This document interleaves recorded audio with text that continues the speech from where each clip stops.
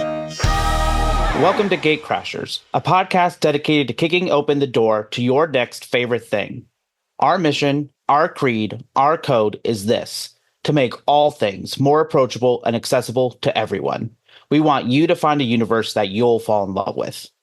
My name is Patrick, and my pronouns are he, him. And my name's Amanda, and my pronouns are she, her. And Phoebe, I clapped, and she looked up at me like, what the fuck are you doing? That's very funny. She was like, does that mean we're going out now? And I'm like, no, go back to sleep. Amazing. Well, happy Anime August. Woo! We are today going to do the first of 2 episodes on Miyazaki movies, which somehow we've never done on GateCrashers before. Yeah, I don't know. I feel like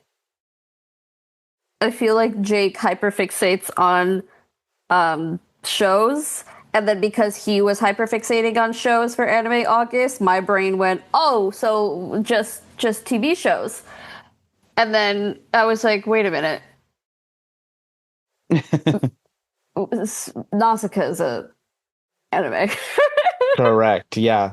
So today we're going to talk about Nausicaä of the Valley of the Wind, which is a 1984 movie directed by Hayao Miyazaki.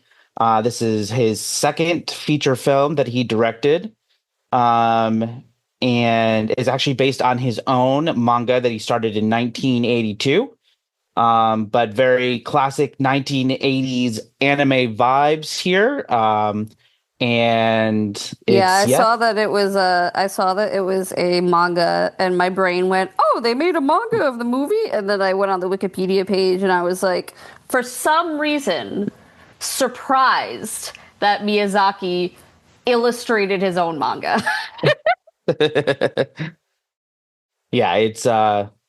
This is a completely original work that he's completely come up with himself, did all the art for. It's not based on anything else, so it is an original story. And it's you can actually get the manga. I did look that up. It is available in a couple of places. I think the box collection was only $80, which feels for hardcovers, which feels like a crazy price for a boxed cover collection or a hardcover collection, box collection, whatever. You know what I'm saying. So you can get the manga still. And then the movie itself, of course, I believe you can get it on DVD or wherever you get your movies, but it is in the US streaming on what is now called HBO Max again. But what used to be Max, but what used to be HBO Max. Which used to be HBO. Well, now HBO Now. Yeah, that's what it was before. Anyway, it is on HBO Max streaming, and I believe in English and Japanese, if I remember correctly. But the English dub that is on there is the 2005 English dub that was done by Disney. So the one with Patrick Stewart, Edward James Olmos, Uma Thurman, Shia LaBeouf. Yeah, I was very confused about that. I was like, what do you mean there were 2? Yeah, probably what was originally an indie dub back when I don't actually know, but like back in original before dubbing Japanese things was a big deal. Though the original dub from 1985 changed the names of almost all of the characters. Oh yeah, it don't make any sense. It did the very classic 4Kids WB nonsense. Yeah, and it's funny because sometimes it's like they went Roanoa Zolo. But it's also funny because they changed Nausicaä to be Princess Xandra, which doesn't make any sense because Nausicaä isn't a Japanese name. It's Greek. So it's just like, why do that? But anyway, so the Disney dub is the one on HBO Max. And so who would be into this movie? If you're a big Studio Ghibli fan, if you like Hayao Miyazaki's movies, this one fits right in with the rest of the canon. If you haven't watched this one yet, it was made pre-Studio Ghibli, so this is the I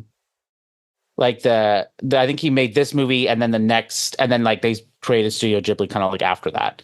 But so it's one of his earlier works, and so I know not a ton of people have seen it, but But it if you is. know vaguely of Miyazaki movies, this is the one with the giant bugs. Yes, this is the one with the giant bugs, and it is truly it's probably my second favorite out of all of them.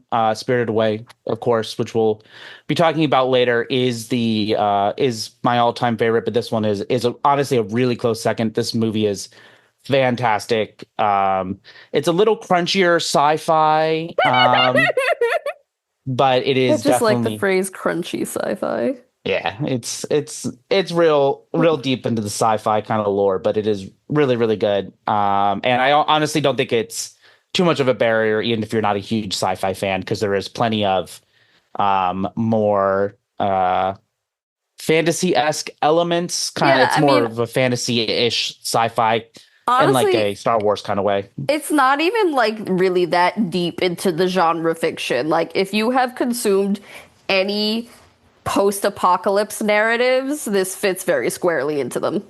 Yes, definitely. Like, not in like the Hunger Games direction, but more in the like very soft zombies direction. Yeah, yeah, definitely. Um, And yeah, so yeah, if you're also a big fan of post-apocalyptic, that's another great example of this is a great entry into that group of media.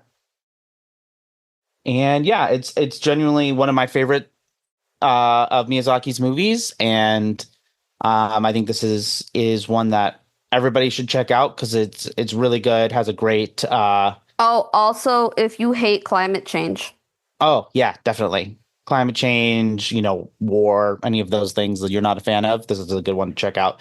This is definitely back from his fully Marxist phase. So this has definitely got a lot of those elements going on. It's got a great Marxist point to it.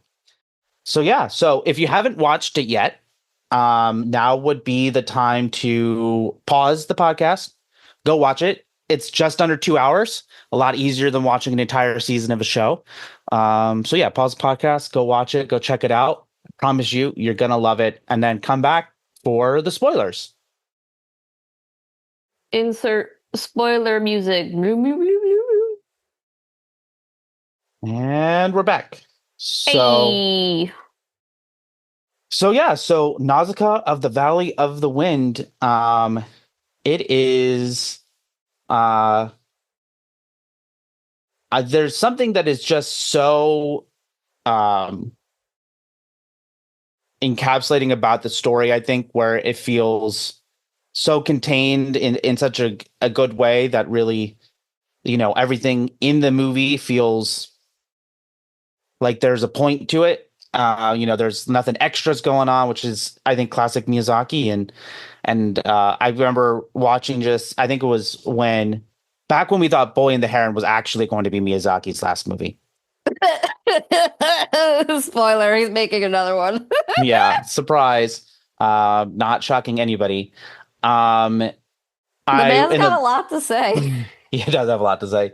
In the lead up to that movie coming out, I was like, you know what? There's like a handful of Miyazaki movies I haven't watched. We'll just I'll watch them before they You'll come watch out. Saka and Nausicaa? Yes. And so I think I hadn't seen Castle in the Sky yet. I weirdly hadn't seen Ponyo yet for some reason. And then this one, Nausicaa, was the other one. How did And you get how did you make the trajectory to like Porco Rosso and fucking Grave of the Fireflies, but you well, hadn't gone to Nausicaa? I haven't watched Grave of the Fireflies yet, I will say, just because Oh, okay, so you're a liar. no, Grave of the Fireflies isn't Miyazaki. It's Isao Takahata. Oh, so it's just one of those really sad movies that Bernadette's like, we should watch this, and I'm like, you're insane. Yeah, yes. It's the other co-founder of Studio Ghibli. I'm gonna say Studio Ghibli like 100 times.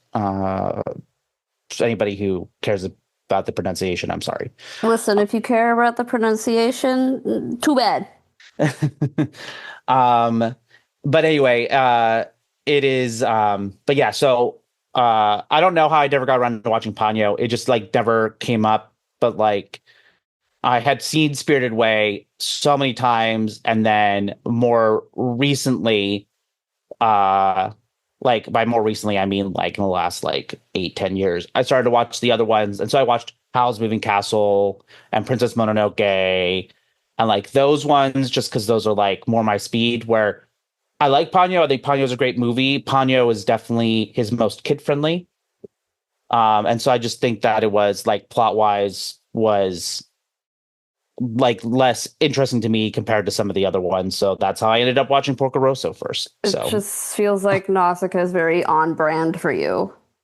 Nausicaa is really on brand for me. So like when we're watching these and watching them, Justin and I are, my fiance, and so we're sitting here watching these, and then I was like, oh, we'll just put on Nausicaa. It's like from 1988, and I'm sure it's going to be like, I was like, it has something to do with like the end of the world and like bugs and stuff. So who knows? Maybe it'll be really weird. And then Wow, you went into this not even knowing, yeah, climate change. yeah, I mean, I think I maybe, I don't know. I don't remember exactly what the description I read. It was just like, I'm going to watch it. I'm sure I'm going to like it. It's a Miyazaki movie. I'm sure it'll be fine. So you went and put it on. And by the end, Justin and I, and Justin, who very much doesn't like bugs and sci-fi, we got to the end and we were like, holy shit, this movie is incredible. And it's like his first, or it's the second movie, the first one that's completely like his original story. And it is so wild to me. And it says so much about who Miyazaki is, I think, as an artist and a storyteller, that he knocks it out of the park right away. It was just like astounding how great of a movie and perfect of a movie it was right from the start. I And think it is very me. yeah, I think the thing that I take the most from Nausicaa is that, like, the main character, Nausicaa, feels very not like a traditional Miyazaki female protagonist to me. In That is that fair. I feel like there's one instance of her like perceiving herself as having flaws and not actually being a flawed character in any way. Like, she feels very like prototypical princess. Like, and I'm not saying that's like a bad thing. Like, obviously she's a princess of a place that is surrounded by a poison forest. It's like the last stronghold of the apocalypse. Like, she has a lot of shit that she has to do, and she has a lot of responsibilities, and like her father can't really rule anymore and all that. She just feels she's much, I would say, softer and definitely more feminine than I would say other Miyazaki female protagonists feel to me. Yeah, and I think that's true. And I think part of it definitely is, especially with it being like a pacifist society that she's a princess of and stuff, that it is definitely feels like she is an idealized. She feels like an ideal, yeah, because she is kind of like, they do set up the other princess as a foil. Yes. Yeah, and who is a very much a classic Kushana is a very classic Ghibli female villain. I do feel like it feels very similar to the Charlize Theron's character in Mononoke. I wouldn't call her a villain. You're talking about the one who like was invading? The one who invades? Well, it depends on who you're asking me about. Are you asking me about Mononoke, or are you asking me about Nausicaa? No. Sorry. No, I'm asking you. Sorry. Kushana in Mononoke. Or not, sorry. Kushana in Nausicaa feels Yes. like the villain in the movie Princess Mononoke, not Mononoke. Oh, okay. I was like, you're confusing me. You're not making sense. Yeah. Uh, sorry, I'm looking up her name now because it's gonna kill me. Um, um, is it Lydia Boshi?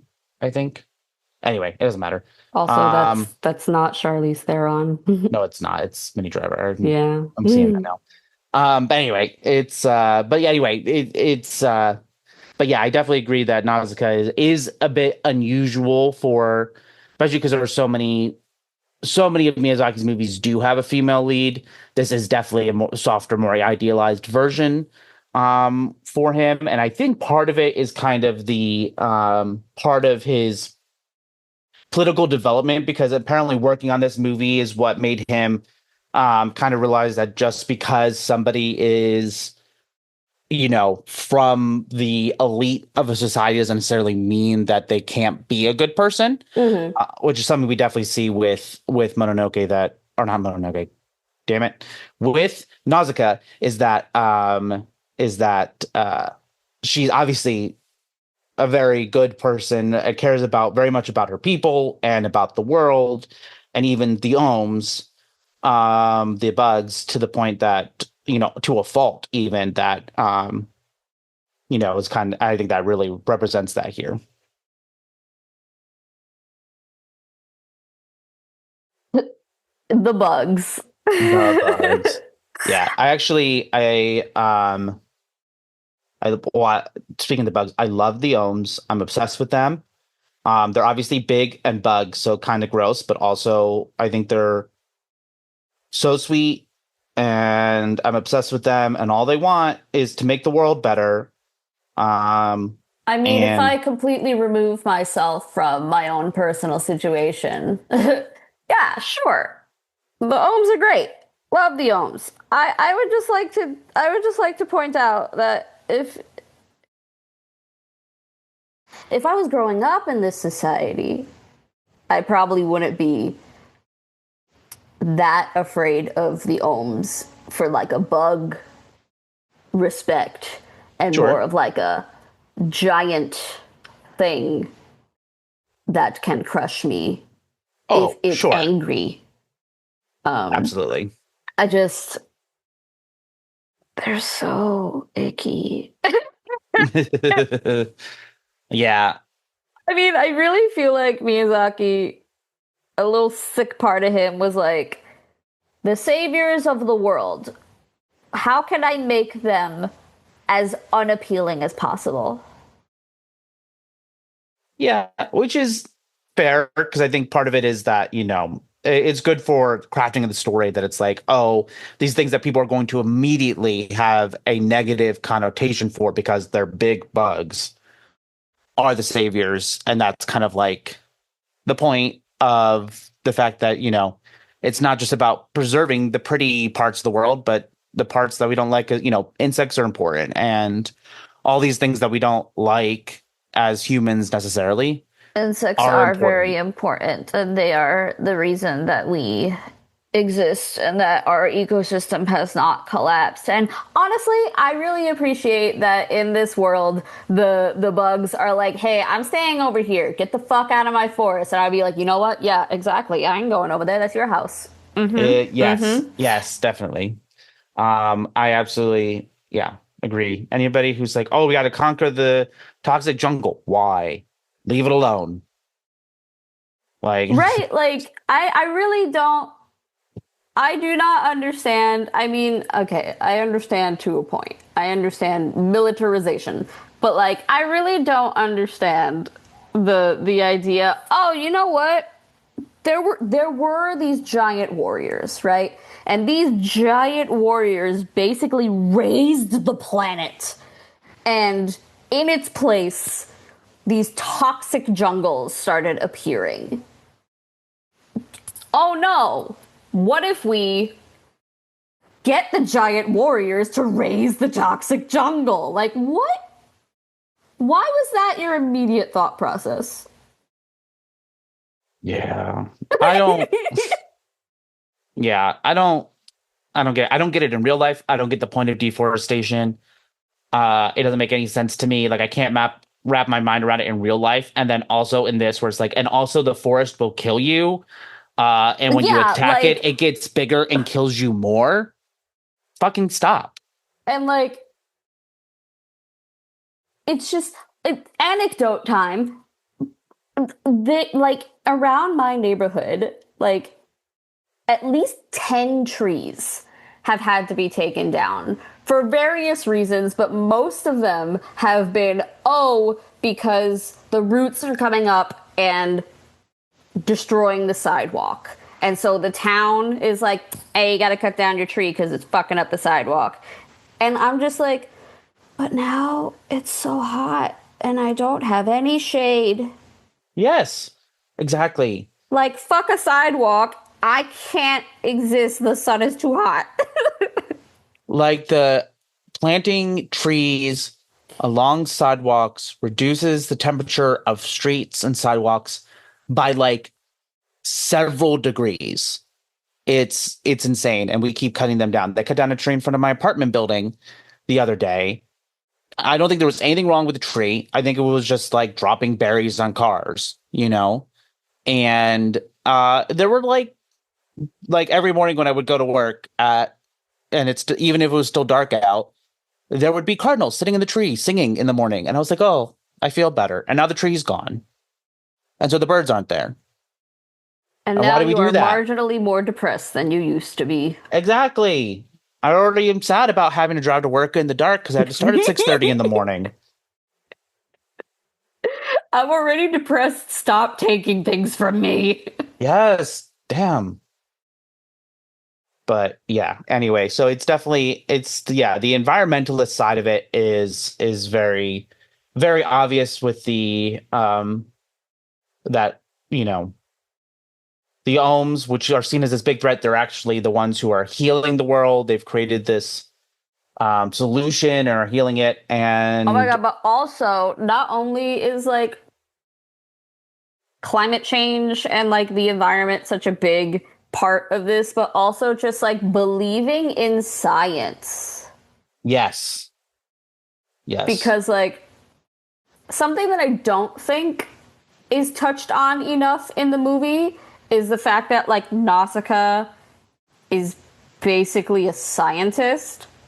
yes, yeah, Like she's literally an environmental scientist because like there's this subplot where her father, the king, is sick, and it's because he had been exposed to the toxic jungle for too long, and so she starts experimenting with the plants from the toxic jungle and like growing them in her own controlled environment and learning that something there is a reason that the jungle is toxic, and it's not just because the plants are inherently toxic. It has to yes, do with the environment that the plants are being grown in. because surprise, we fucked it up. Yeah, surprise! The world, humans did stupid shit. Yeah, But like, it's such a small part of the movie that I feel like doesn't get explored enough, especially when you consider how big of an impact her scientific discoveries have on their understanding of the forest and how it works.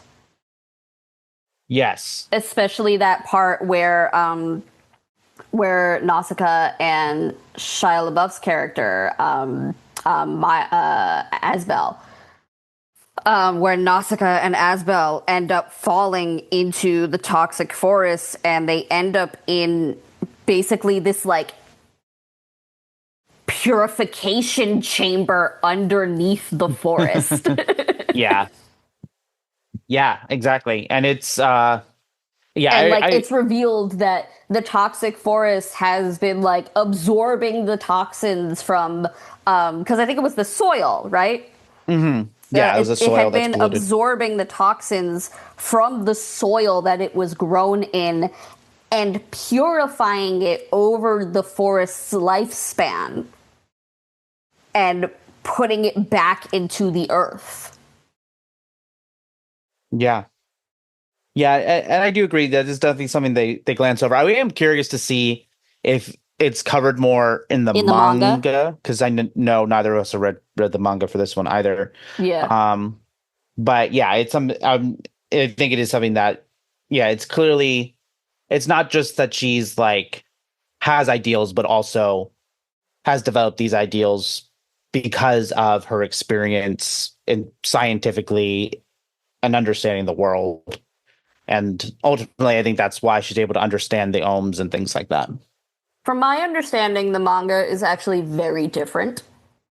Oh, In like within the first couple chapters, like they are the Valley of the Wind goes to war, and the names are different, so I can't be entirely sure who equates to who, but the Valley of the Wind goes to war with, I'm assuming, Kushana's people. And Kushana's people use bioengineered like mold in the war. oh, So I think it's very different. yeah, interesting. I'll have to check it out.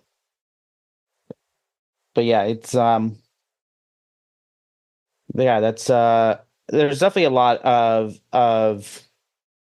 speaking of, lots of commentary on war as well. Obviously, this like a post-apocalyptic situation caused by, I think it's basically like nuclear fallout essentially, um from these giants that they created that destroyed the world in 7 days.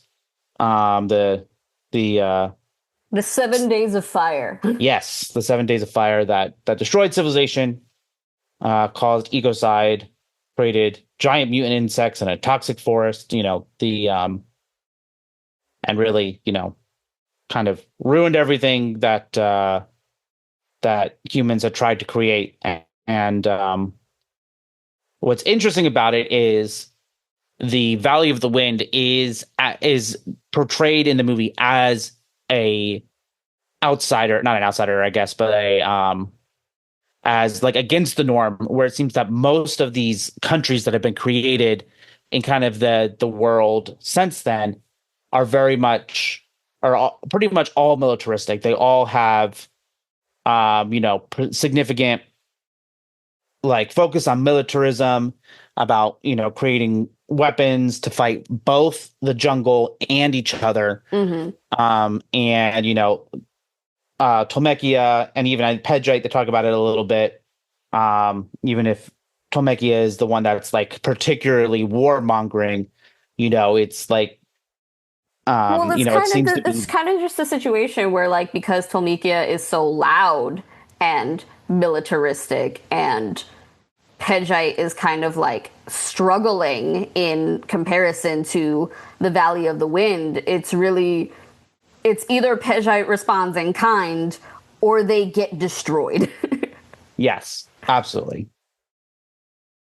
Yeah, and it's but it's kind of like, it's just really, interesting on kind of the commentary of, even when humans have destroyed everything and have created a world that is unlivable, they still can't stop fighting each other and fighting the world. Isn't that kind of depressing when you think about it? Yeah. Yeah. We're going to lead ourselves to ruin, and then when there's nothing left, we're still going to fight over the nothing that is left. Yeah. But it's in a pretty animated movie, so it's fine. Yeah. I guess so. But yeah, it is definitely a little depressing kind of as you to think about, and it doesn't have, even though it does end hopeful in a way, it doesn't have a lot of the Nausicaa doesn't have as much of the There aren't a lot of answers. yeah, there aren't a lot of answers, but it also doesn't have as much of kind of like the I'm trying to figure out the best way to say it, but like movies like Spirited Away that end so hopeful. It's like it's hard to know if See, Nausicaa I is think I know what solving you. the problem. I'm sorry. Yeah, I think I know what you mean in that, like, I don't necessarily think Nausicaa herself went through any kind of growth or change. Correct. Yeah, I agree. I feel like she was very consistent throughout the whole thing. Really, the only thing that she is personally struggling with is this idea that, like, oh, we're all fighting and we're all killing, and I want the fighting and the killing to stop. And it's like, well, yeah, girl, I I know these Same. people are like warmongering, but nobody actually is like having fun here. Yeah, absolutely. Yeah. But yeah, And it's like the only instance where she's really personally struggling with that is like after the Tolmekia warriors kill her father, and then she kills a whole bunch of them, and I'm just like, no, keep going, do yes. more. Yeah. but then she's like, I'm afraid of myself, and I'm like, girl, stop. You are now the leader of a country. I don't know what to tell you. Yeah. Yeah, definitely. Yeah, and it does definitely, they the people that value the wind do figure out like how to handle the ohms and kind of solve their own problem. And it's Mm-hmm. in theory that they can then Live expand harmoniously and expand with the forest. and yeah, and solve the dangers of the world and live in harmony.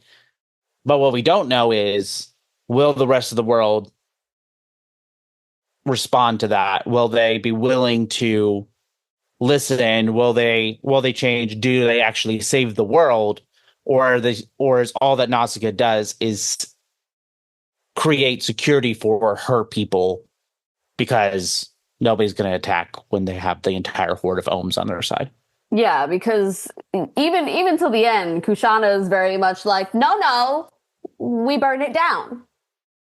And she doesn't really change that mindset at all. And, you could argue that, well, Pejite was already ready to burn the Valley of the Wind to the ground. And then they were like, oh, wait, never mind. They're not the bad ones. We have to fight the Tolmekians again now. And so now they turn around to fight the Tolmekians. But who's to say that, like, they're not also just going to turn around and fight the Valley of the Wind again for some other reason later? Mm-hmm. Yeah, and whether later is next year or in 50 years when nobody remembers, what happened between Nausicaa and Asbel. Yeah. But yeah, And, like, it's this isn't to say that, like, it's a depressing movie, because it's not, like, at all, really. yeah, just it's But, like, more. once you start, like, thinking too hard, which I think is true for any kind of film that has commentary about these kinds of things. Like, when you start thinking too hard about it, you're like, oh, yeah. Yeah. Yeah. Yeah, and it's definitely, I think it kind of has some similar where I don't think I'd consider like Howl's Moving Castle that depressing of a movie either. But when you kind of start thinking really about the ramifications of all of the war that's happening a little too hard, you're like, nah, just oh, focus on the tax evasion. That's funny. the tax evasion and freaking out about hair color. Listen, tax evasion is funny. Shakira did it. She's my hero. Yeah. Also, one of my favorite indie video games is about tax evasion. You But have yeah, to plug it for the listeners. I think it's, hold on, let me get the exact name. Oh my god. It's because it's a long name. Hold on. Yeah, okay, it is just Turnip Boy Commits Tax Evasion. And it's fun. I think it took me an afternoon to beat. It was That's pretty hilarious. fun. But yeah, it was yeah, you avoid taxes. That's what you're doing.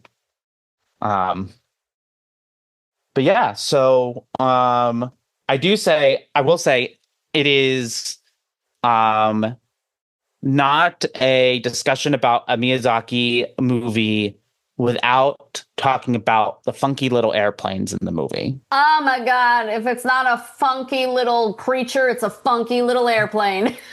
Yes. And I there do are love some the good ones. gliders, The gliders are so good. They're which like they have such actually a made. They made replicas of them, right? I think so, yeah. But they have such a sleek design.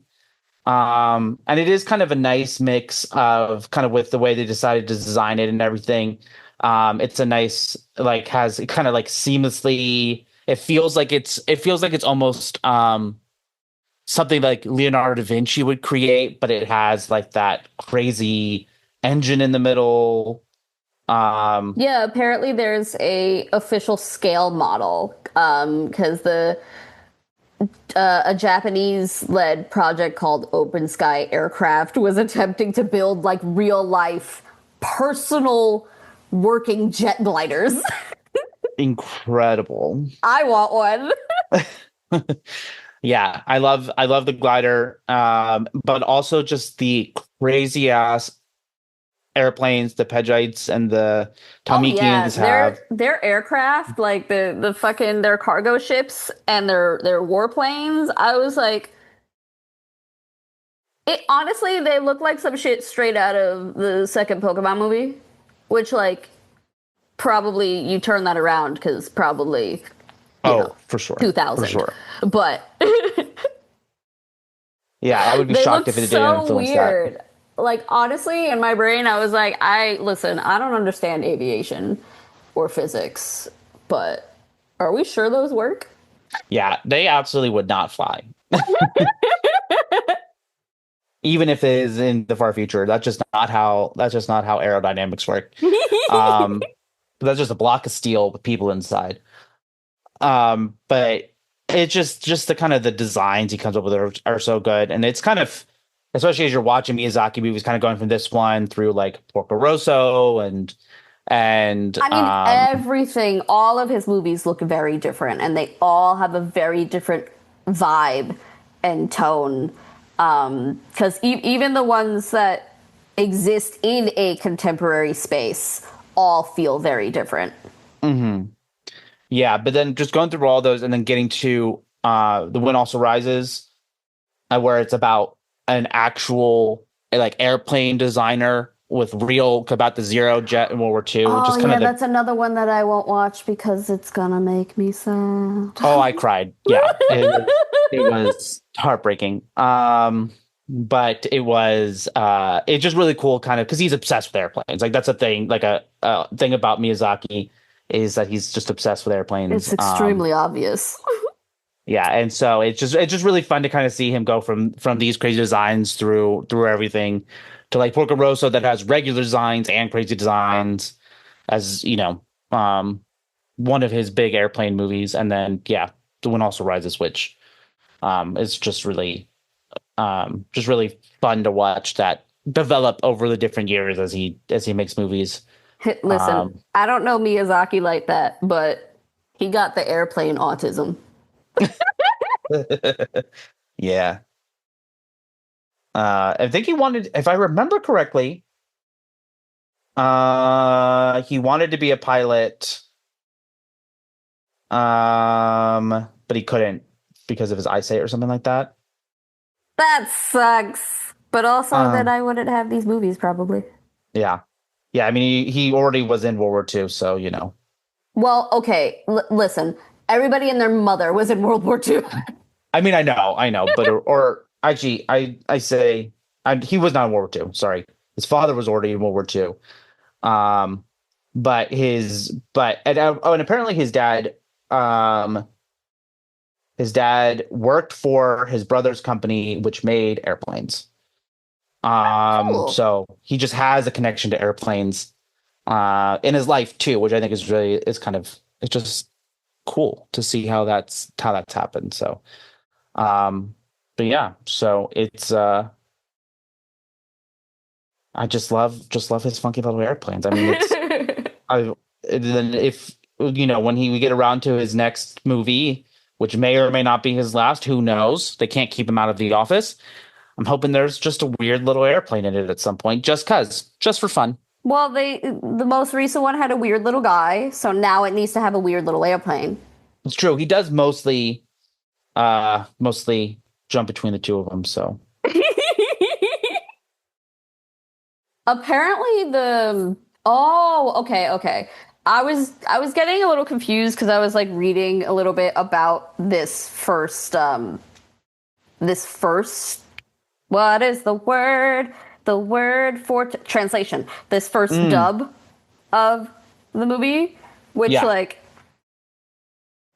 when you said that Nausicaa's name was like Princess Xandar or something, Xandra, and I was like, then what the fuck did they call the movie? Apparently, it was called Warriors of the Wind. Interesting. And it was heavily edited. Shocker. And Surprise. Miyazaki hated it. Yeah. Yeah, and that's the whole thing, fuck Disney. But one of the things is that, No, listen, because fuck Disney as a corporation. I hate the mouse.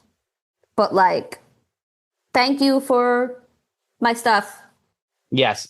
And I think John Lasseter, the guy, from Pixar, who directed a bunch of, I think he directed Finding We Nemo love you, and stuff. John Lasseter. And anyway, he has a lot of influence from Miyazaki, and he was the one who convinced Disney to distribute the Miyazaki movies in the US. Mhm. He is the person who did it. And I think part of the agreement that he was able to broker was you're not going to change what Miyazaki's movies are supposed to be. You're not going to do the 4Kids treatment. You're going to translate it accurately. You're going to translate it so that the themes are the same. You're not going to change the names. You're going to release Miyazaki's movies and they just happen to be dubbed in English and not do all this shit where they change it around. And I think that's the reason that Miyazaki agreed to do it. For my understanding is that John Lasseter was dedicated to the fact of preserving what the movies are supposed to be, what their messages, what the words are supposed to be. And that's the reason that we got them. Because if we didn't get the translations, the dubs that we've gotten, these wouldn't be as influential on worldwide cinema like they are. So I'm also sure that if Miyazaki wasn't able to, if Ghibli wasn't able to institute a no edits clause for foreign releases, we simply would not have them.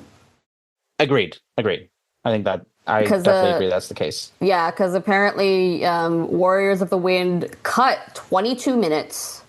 Jesus. Most notably the Nausicaa having had a connection with the Ohm when she was a child. But that's so sweet. Yeah. I mean, I like that scene. I thought it's it was not good. that I don't like it, it's that I just think it's another thing that felt hinted. It was a she has a connection. And it's well, I don't necessarily know that that's integral. Sure. To the movie, to what I'm getting. I think if I start to extrapolate more, it was probably integral to the Ohm and their understanding of and connection to Nausicaa. Yeah. But fair. I don't necessarily think it did anything for me the other way around in for Nausicaa's character. I already know she's a bleeding heart. Yes, very true. Good point. This did not further her character arc for me. Yeah. Yeah, and again, that I think a lot of that's just the fact that Nausicaa was already at her end development as a person when the movie started. Yeah, and I think this is just and I don't think this is necessarily a a detriment to the movie at all, or like to storytelling. I do think that there are stories where the characters are who they have to be and they do not need to or want to change for the story to move forward. And the thing that is really like propelling them through this story are their conflicts with each other and the changing landscape and the changing environment, and like everybody else sort of changing around them. I just do personally feel that when characters don't have really strong arcs, that something feels missing for me. Yeah. And that's fair. And especially in the context of Miyazaki's other movies, where so much of what's driving the story is the personal development of these characters, like in Spirited Away, like in Howl's Moving Castle, all these movies that it's like, oh, Kiki's Delivery Service. exactly, where it's like, oh, the arc of the story is the character's development, the arc of the character, and that's what's driving the story forward. It is definitely different than what we see there, and it is. And if you are going into, if you haven't watched it yet at this point, and you Hello? is the story definitely moves through in a different medium, I guess. I didn't get that whole last sentence that you said. Oh, So I can't build off of it because I don't know what you said. oh, it's okay. It's the I was just talking about how it does differ from things like Spirited Away, because the medium of the plot point is the medium of the plot is not through character, but through Circumstance. An environment, Mhm. as opposed to the interpersonal relationships or personal growth, which is most of the movies that Miyazaki has done. Even Yeah, up through like Wind and this one Heron. has a very Nausicaa has a very strong thematic focus. Definitely. Can we talk about how fucking Mark Hamill and Jodie Benson are like bit parts? Yeah. Like, this is not to say that the main cast also isn't kind of stacked, because Patrick Stewart and Uma Thurman are there.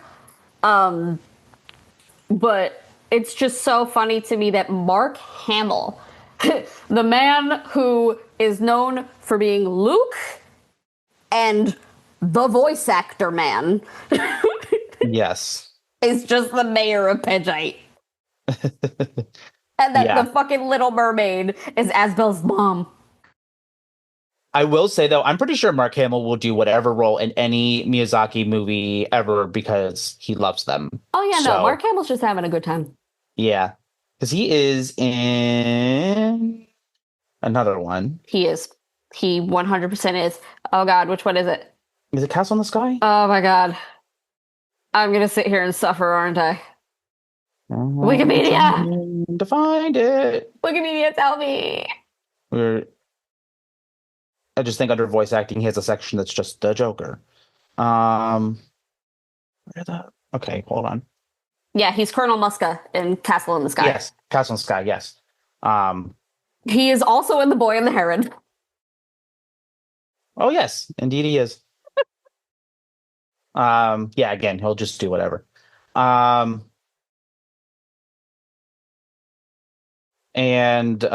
yeah, like Mark Hamill, Jodie Benson are just like have a handful of lines. But yeah, it is a pretty stacked cast, for sure. Shia LaBeouf when he was a baby who would never hurt anybody. Correct. Honestly, and Patrick Stewart, who also does a lot of voice acting, I think this is one of Patrick Stewart's best voice roles. I think he's incredible in this. Well, also Lord Yupa, who we like don't really talk about at all because I feel like he's just ubiquitous in the movie. Like it's not that he's just there. He's not just there, but like he's just there. He's Like almost like the always. narrator, almost, you He know? always. He is just Lord Yupa. Who is Lord Yupa, actually? Why are all of these people so excited for him to be back? Where did he go? What was he doing? And I know, like, ostensibly, the answer is he was out trying to discover the secrets behind the toxic jungle, and he was out, like, canvassing and trying to figure out what was happening in all the other kingdoms. But, like, politically, who are you? I think he's just doing? a guy. He's just a lord. He's like a knight or something, basically. He's just a dude. Just a dude. But Edward James Olmos is in this. Yeah, you're very excited about him. You need to give me something. Who He dat? he was in Blade Runner. He was in Miami Vice. He was the chief in Road to El Dorado. Oh, indeed he was. Me. Yeah. But yeah, he's it's just another person who is, farther down the line, but like is a well-known actor in his own right. And you know, Also, Uma Thurman. love him with Thurman. Just Uma Thurman. What are you doing here, girl? Classic. It's really, really great. I think, and this is also just kind of especially because they did this stuff after Spirited Away, it was definitely, all these big names were fighting to be in these movies.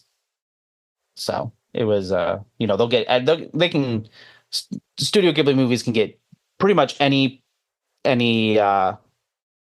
actor they want to be in these. So, Okay, but as we saw with Boy and the Heron. Yes, so. but I would say to Studio Ghibli's credit, they never it never feels like they cast someone just to cast them. Correct. Because half the time, like, sure, my brain knows Patrick Stewart's voice. But even at the same time, I was like, who the fuck is this? Who is this? Oh, yeah. Who is yeah, this? Absolutely. Yeah, they definitely get people who are going to be committed to the craft, committed to giving a good performance. Case in point, Robert Pattinson. Yes. But also, I think something is one of the things they do too is that oftentimes the main character in the English voice cast, at least, is usually not a big name, and I think that's a really I really respect the decision to do that in a lot of cases. So they just I don't know who does the casting for the English voice acting, if Studio Ghibli, how involved Studio Ghibli is, or if it's something more on Disney's side, but I will give them credit there for really across the canon of Miyazaki movies, really, pretty much hitting it on the mark every time. Yeah, I can't really refute that because I don't know how popular Kirsten Dunst was in 1998. Yeah, I don't know. Yeah, sometimes it is, a Josh Hutcherson when he's a child and then becomes a big star after that situation. Or sometimes it's Lilo. Yes, exactly. Sometimes it's Lilo, that's who plays Nausicaä. Yes. For you folks at home. Now I'm just going down a rabbit hole of like, wait, who are all the main voice actors of all of the movies? Well, the main voice actor in English for Boy and the Heron doesn't have a Wikipedia page. Well, yes, I knew that. I knew him because I was like, who's this guy? And the internet was like, I don't know. Just a guy. It's just a dude. He did a very good job. Yeah, I don't really know who the actress was for Princess Mononoke. Wait, that's a lie. Is that the one I just looked at? Yeah, no, I know who Claire Danes is. I was thinking about Howl's Moving Castle. I don't know who Emily Mortimer is. Yes. And well, Ponyo is literally a Cyrus, so Yeah, well, yes, that is true. And The Wind Rises is Joseph Gordon-Levitt and Emily Blunt. True. Very good point. Yes. But I would Oh, also and say, also apparently John Krasinski is in it. oh, interesting. But I will also say Emily Blunt, I would say Emily Blunt dubbed When Also Rises before she was a household name. Yes, that's why I'm like, no, I know who this person is. And then I have to look at when they actually did the dub. And I'm like, okay, fine, maybe. Yeah. Oh man. But yeah, it's yeah, just another classic Miyazaki movie bringing out all the big names and yeah, a really um detailed story from the standpoint of how many different things references Miyazaki is making to the real world and things like that. I Mm-hmm. will say one of the things that I love from it is just the fact that the insects are named ohms because well, it's fun yeah, it is fun to say ohm, but also one of my favorite Pokemon is Charjabug, which is, for those who don't know, basically a cube bug. And he's great, and I love him, and he's electric type, electric bug. And so I was like, oh, what should I name him when I got a shiny one? And I was like, oh my God, I can name him Ohm because it's the bugs from Nausicaa, and Ohm is a unit that to measure electrical resistance that I remember from the one semester I took of electrical sciences in college for my science credit. And I was like, this is incredible. I love this. So now my charger bugs are called Ohm. We had that as a class? Yes, Julie and I took it together. I took some biology class with some really young guy who just didn't give a fuck. And I think that's who I modeled myself after. Amazing. Yeah, I took environmental science and I took electrical science because I was like, I don't know, it sounds interesting. And then I got to like wire things sometimes. So I was like, oh, okay, this is Apparently, sort of the fun. Ohm are based on extinct marine anthropods. Amazing. They do kind of look like isopods that I do love. They're trilobites. Neat. Hate that. And Nausicaä is, for those of you who are excited about the Odyssey coming out next year, Nausicaä, the name Nausicaä, is from the Odyssey, from Princess Nausicaä, in that who is the one who rescues Odysseus and brings him to her father, the king, who, after he recounts his story, which is most of why we're hearing the story as a framing device, then her father gives him boats that allows him to travel back to Ithaca, and then she ends up marrying Telemachus, Odysseus' son. So, in theory, one of these various actors who we know are in the Odyssey, but we don't know who's playing what yet. One of them might be Nausicaa and is going to marry Spider-Man, who is Telemachus. What the fuck, bro? So, if you wanted to be excited about it in a film bro way, there's your connection. Well, too bad. The tickets are sold out. Yeah. But he did base the character of Nausicaa off the one from the Odyssey a little bit, which is also why, again, I think it's stupid that they changed the name of her in the dub. It's a Greek name. Stop doing it. Well, they did stop doing it. They're not allowed anymore. Well, yes, for these, but doesn't mean they won't try something else for kids, even though that's not who did the original dub for this. Also, they don't exist anymore. And even though their dubs were tragic, I do miss them. Anyway, go watch Nausicaa. Yes. Yes, go watch it. Cry about bugs. And go plant a tree. Yes. Yes, go plant a tree. And we will be back for another episode of Anime August, where we will be talking about another Miyazaki movie. the one that you probably have all seen and love, which is Spirited Away. So tune in to our next episode to hear us yap about Spirited Away, a movie that Amanda and I watch every year together.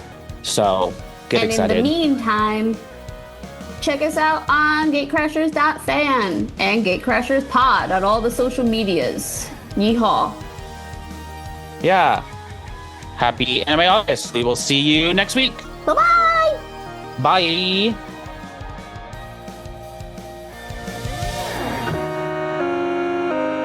Studio Ghibli.